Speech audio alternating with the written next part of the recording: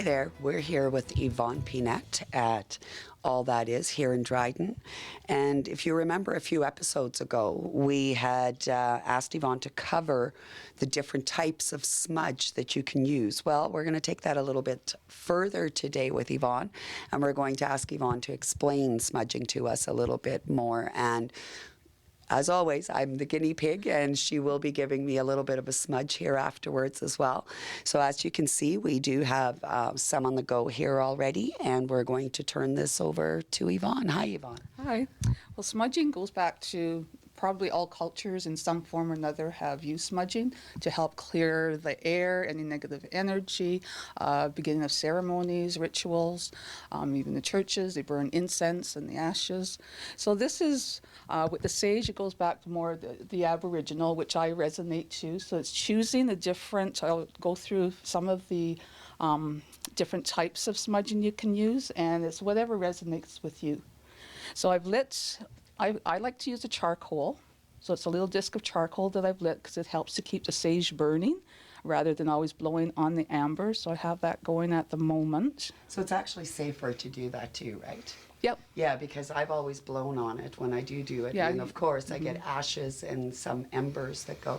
And I'm supposing I shouldn't do this near my fire alarm or my smoke detector. Definitely not. Okay. It's best, well, if you do it outside, but if you're smudging the home, yeah, that's a consideration. You don't want to stand directly underneath a fire alarm or you're just going to scare everybody out. So sage is a traditional smudging tool.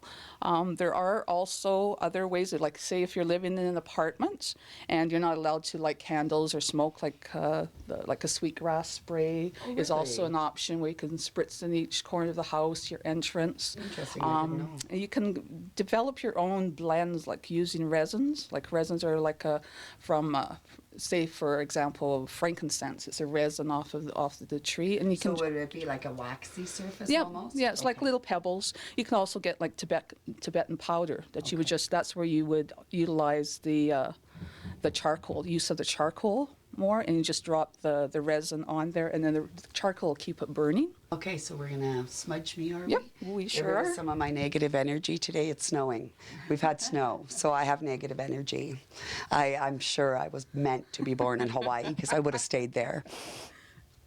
Pretty sure I would have. If you're using, for example, like clusters and you use a shell to like hold it as a bowl and you can do, a lot of people are going now towards what we call the wand. Right. The sage wand is much easier to go through a home.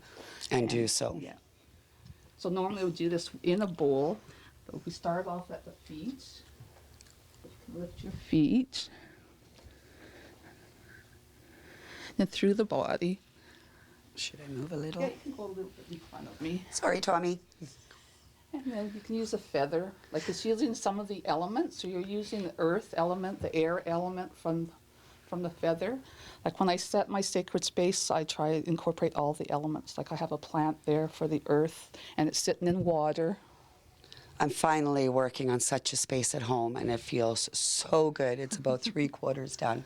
And depending on how the person feels, they should actually do a dry wash themselves. Okay, so quick question, if I may. So let's say I rent an apartment and smoke of any kind is just strictly prohibited. Some places don't even let you burn incense. So could you self-smudge with a spray, or is that strictly like for a room? No, you could self-smudge Of course, with a spray. keeping away from, eyes and so on. I was just curious because if you do rent, you could lose a damage deposit, and we wouldn't want to encourage that, but we do want to encourage smudging. Yeah, the spray was incorporated for that Specific reason. Excellent. So you can spray it in the corners yourself. Yeah, and just setting the intention. Or some people even envision like the white light over them, like That's what I cleansing do. the body and so inviting protection. I actually do that daily before I leave my house. That's not a bad thing. Just always envision that white light around you. It kind of takes that negative energy, spins it out, and puts a positive spin to it. If you're doing a house blessing, like some people even dry flowers, like roses. Right. Because roses is your highest frequency. Everything holds frequency. Really? Yeah. I didn't know that. Yep, everything is energy and holds frequency. So what's Amazing. used in some of the house blends is like dry rose petals, or flower petals. You're gonna have to keep so you that in can mind. kind of create your own blends. Yeah. Yeah, cinnamon is a good one.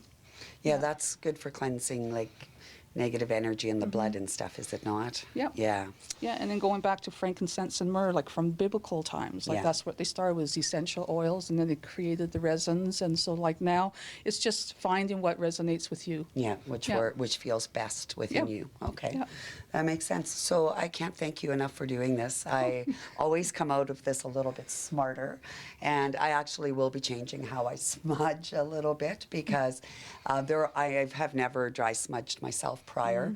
I have after, but never prior, and I actually, that gave me goosebumps. So you've actually shown me how I'm going to change my smudging. So I thank you very What much. works with you. Yeah. Absolutely. Thanks Okay, again thank for you. being here, or Thank you. for having us here.